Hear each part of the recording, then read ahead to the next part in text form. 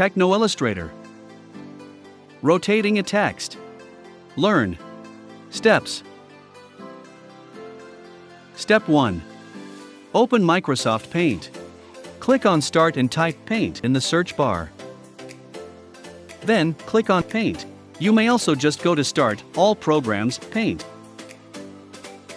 Step 2. Insert text.